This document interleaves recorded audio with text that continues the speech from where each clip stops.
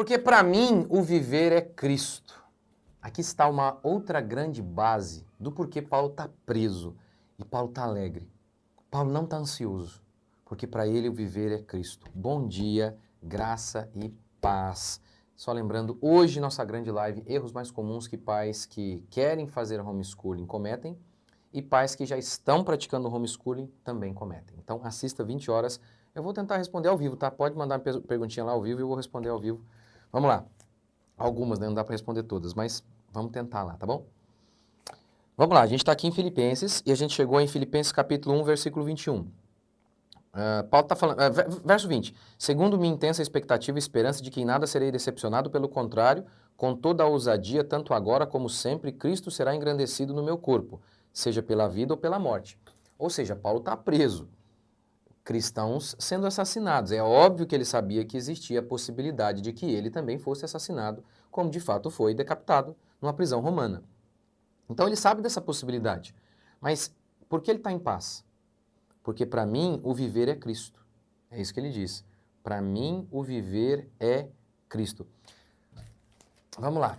Primeiro, mais uma vez, Paulo está preso, gente. Eu já falei isso aqui. Lembra? Eu vou te bater lá fora, na escola. Esse negócio dá uma ansiedade, não dá? Uma coisa é você vai e bate o dedo ali, mesmo que doa de montão. Tem problema.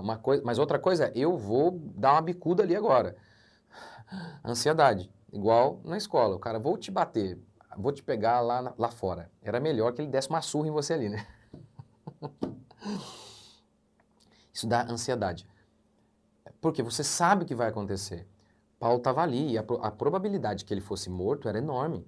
Tanto é que ele foi. Paulo está numa situação dessa, ele foi abandonado por muitos, está preso, entregue pelo seu próprio povo. E o tema da carta é alegria.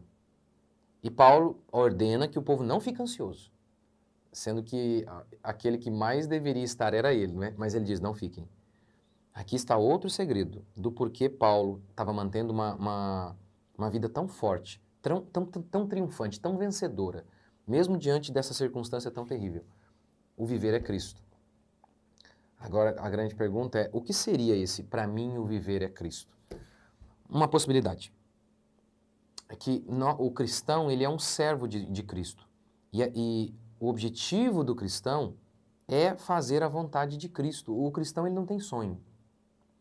O cristão, ele sonha em obedecer à vontade de Deus. Vamos lá.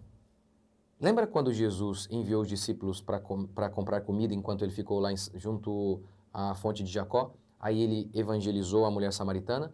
Quando os discípulos chegaram com comida, Jesus disse que não precisava mais.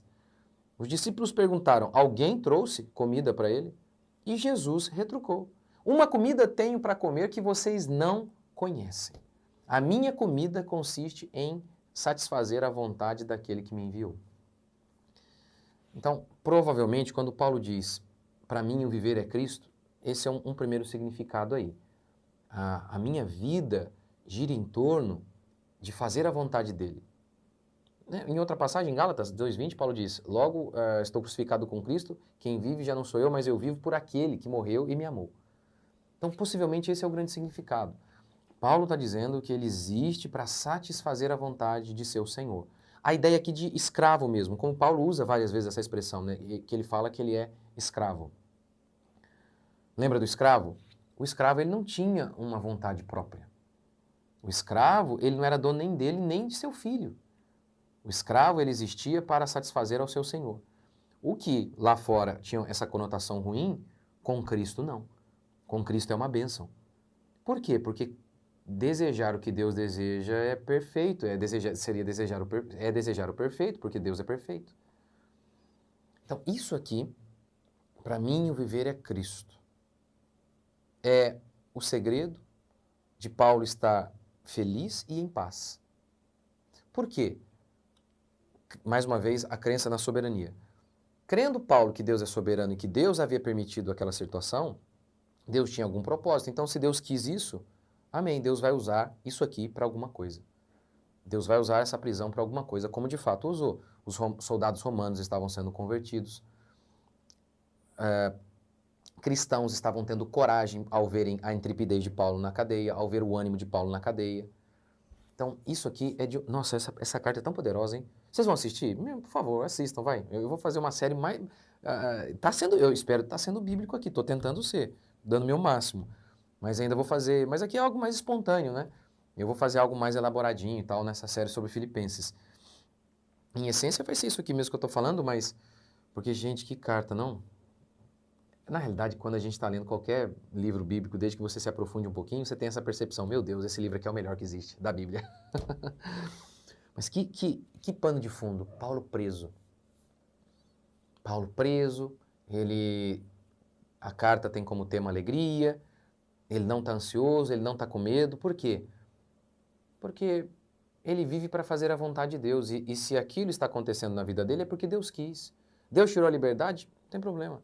Ou então, para mim, o viver é Cristo. O viver não é a liberdade, o viver não é ter um casamento, o viver não é um sonho de sucesso. Não, o viver para ele é Cristo. O que Cristo dá para ele, ele vai fazer o melhor dele. Porque ele é um servo de Deus. Então, para muita gente, o viver é o quê? O meu viver é a minha família. Então, perdeu a família, acabou a vida dele. O meu viver é o meu sonho. Ser um jogador, ser um empresário. Esse é o viver para ele. Para mim, o viver é a minha empresa. Para Paulo, não. Para Paulo, o viver é Cristo. Agora, se o viver dele fosse a liberdade, a família, o nome dele, aí ele já tinha morrido. Por quê? Porque o nome dele estava morto. Diziam que ele era herege. Muitos companheiros abandonaram Paulo. Paulo escreve isso, olha, aqueles que eram comigo, ninguém é mais comigo, todo mundo me abandonou. Nome não tem, dinheiro também não tinha. Então, se para ele o viver fosse ter dinheiro, ele tinha morrido também. Ele estava lá deprimido na cadeia, mas ele não estava. Por quê? Porque para ele o viver não é a família. Para ele o viver não é ser um sucesso. Para ele o viver é Cristo. Ou seja, ele existe para obedecer a Cristo e fazer a vontade de Cristo. O prazer dele consiste em fazer a vontade de Deus. É o que eu já falei aqui para vocês. Eu tenho me esforçado sempre para... Não tenho muito sonho. Eu me esforço para gostar daquilo que Deus me dá. O que você gosta disso, daquilo? Não, eu quero gostar daquilo que Deus me dá. É isso que Paulo está fazendo aqui. Então, essa crença na soberania, essa submissão diante da soberania de Deus, diante dos projetos de Deus, dos desígnios de Deus, isso fazia com que Paulo estivesse grato, em paz, forte, feliz na cadeia. Então, está vendo aqui como que essas crenças, soberania, a sua submissão a Deus diante das suas circunstâncias que você não escolheu. Paulo não escolheu estar na cadeia. Você pode não ter escolhido, por exemplo, o seu corpo, uma doença, um marido que foi embora, um filho que você perdeu. Você não escolheu, assim como Paulo não escolheu estar na prisão. Mas Paulo, ele entendia, amém, Deus deu, Deus tirou, como Jó disse. Deus deu a liberdade, uma hora ele tirou, agora ele está usando a minha cadeia para libertar outros. Então, era uma atitude de completa submissão aos desígnios de Deus.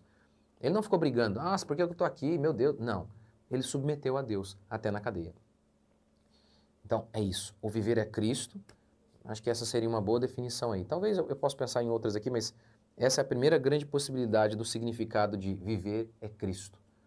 Para mim, o viver é Cristo, essa é uma grande possibilidade, eu acho que é isso mesmo. Viver é Cristo significa eu existo para fazer a vontade dele. Se ele me quer livre, eu estou livre. Se ele me quer preso, eu estou preso. E eu vou fazer o meu melhor onde ele me colocar.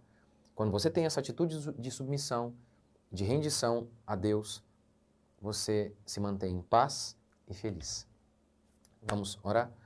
Senhor, obrigado por mais uma semana que está se encerrando. Bendizemos o teu santo nome. Louvamos ao Senhor por tudo que o Senhor tem feito e ainda vai fazer. Confessamos os nossos muitos pecados. Pedimos que o Senhor tenha misericórdia de nós e nos ajude, Pai. Ó Deus, em sua infinita graça, bondade e misericórdia, nos ajude. Não leve em consideração os nossos pecados. Ó Pai, não leve em consideração os nossos pecados. Perdoe os nossos pecados. Mais uma vez nós pedimos e imploramos. E que a graça do Senhor esteja conosco. Que a mão do Senhor nos alcance. Que a misericórdia do Senhor nos alcance mais uma vez. Obrigado por mais uma semana que se encerra, por tudo que o Senhor tem feito e ainda vai fazer. E eu oro por cada um de meus irmãos que estão aflitos, angustiados, numa cadeia, que o Senhor possa fortalecer a fé deles, assim como o Senhor deixou o teu servo Paulo forte e concedeu a ele esse milagre, de mesmo em meio a circunstâncias tão difíceis, Paulo estava firme, alegre e em paz. Ó Deus, o Senhor não prometeu dinheiro, riquezas materiais para todos, mas o Senhor prometeu uma riqueza muito maior para todos nós, a paz do Senhor, a alegria do teu Espírito Santo. Ó Deus, esse milagre o Senhor prometeu a todos os seus filhos. Essa é a verdadeira vida em abundância. De um homem que, mesmo diante de circunstâncias terríveis, ele estava de cabeça erguida. Essa é a verdadeira vida em abundância que o Senhor prometeu a todos nós. E eu peço, Pai, que essa vida em abundância se concretize na vida de cada um de meus irmãos que estão me ouvindo agora. Em nome de Jesus. Amém? Live hoje às 20 horas aqui sobre homeschooling. Não perca. Obrigado, gente. Mais uma semana. Deus conosco. Deus abençoe vocês.